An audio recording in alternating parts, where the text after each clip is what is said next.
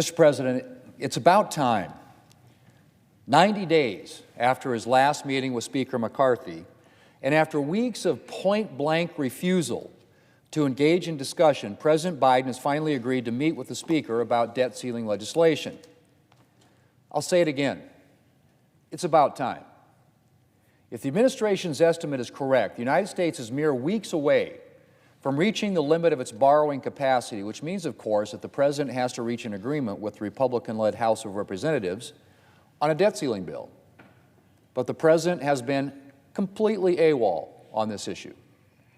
And while I'm very pleased that the President's Treasury Secretary has apparently managed to convey the urgency of the situation to the President, and that the President is actually going to sit down with Speaker McCarthy, it remains to be seen how seriously the President will take negotiations.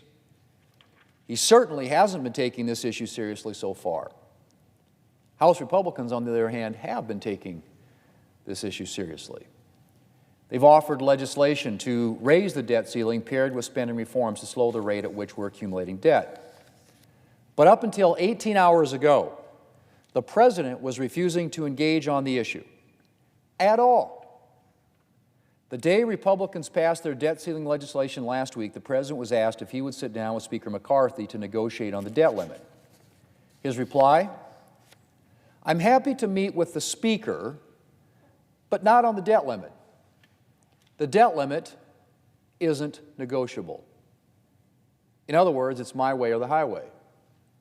You either accept my position on the debt limit, a debt ceiling increase with no spending reforms, or I'll let our nation default.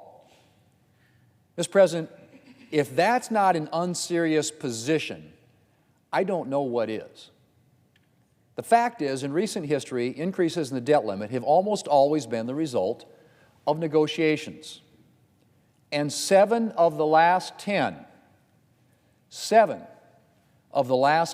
debt limit increases have included some mix of policy or budgetary changes rather than simply a straight increase.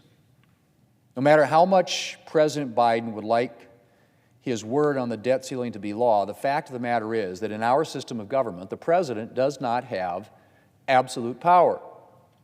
And when the American people have sent divided government to Washington, as they did in the last election, then if you can't persuade the other side to see things your way, you have to negotiate. You have to compromise. President Biden understood this at one time. Back in 2011, here's what then Vice President Biden had to say about lawmakers who didn't want to negotiate on a debt ceiling increase. And I quote, "How can you explain the fact that grown men and women are unwilling to budge up till now, and still some of them are still unwilling to budge by taking an absolute position, my way or no way? That's not governing. That's no way to govern. You can't govern that way," end quote. That from then Vice President Biden back in 2011. And then Vice President Biden was right. And I am very much hoping that he will remember those words now and not only sit down with Speaker McCarthy, but actually commit to reaching a compromise. I was not encouraged by a reference from the Senate Democrat leader's office to sitting down with congressional leaders to discuss a clean debt limit bill. That hardly displays an understanding of the fact that any debt ceiling legislation will require compromise between the White House and House Republicans. It's also the height of hypocrisy for the Democrat leader to talk about a clean debt limit bill when just a few years ago he was using the debt ceiling as leverage to negotiate with President Trump. But the apparently one rule for me, another for thee, is the Democrats' watchword. Mr. President, our nation's debt situation is very serious. Our current national debt is over $31 trillion. Yeah, $31 trillion. And is projected to grow to more than $50 trillion over the next decade, at least if the President's budget were to be adopted. That's an unfathomable amount of money. And more to the point, it's an entirely dangerous amount of money. Our national debt has already exceeded the size of our economy, which is very dangerous a very dangerous marker to hit. Under our current trajectory, by 2033, debt held by the public will be at the highest level relative to GDP, relative to the size of our economy, literally in history, exceeding even post-World War II levels. In fact, according to the Nonpartisan Committee for a Responsible Federal Budget, 50 cents of every dollar our country borrows in the next 10 years will go just toward paying interest on our national debt. Debt at that level threatens economic growth. It sucks money away from essential government spending on things like Social Security and Medicare and our national defense.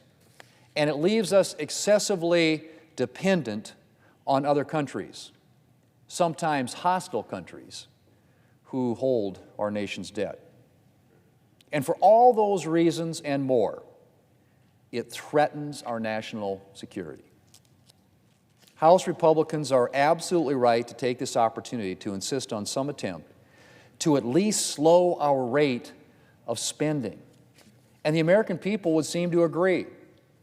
A recent poll found that 65% of Americans, including 58% of Democrats, believe that the debt ceiling debate is a good time to force tough issues like cutting future spending to reduce the deficit.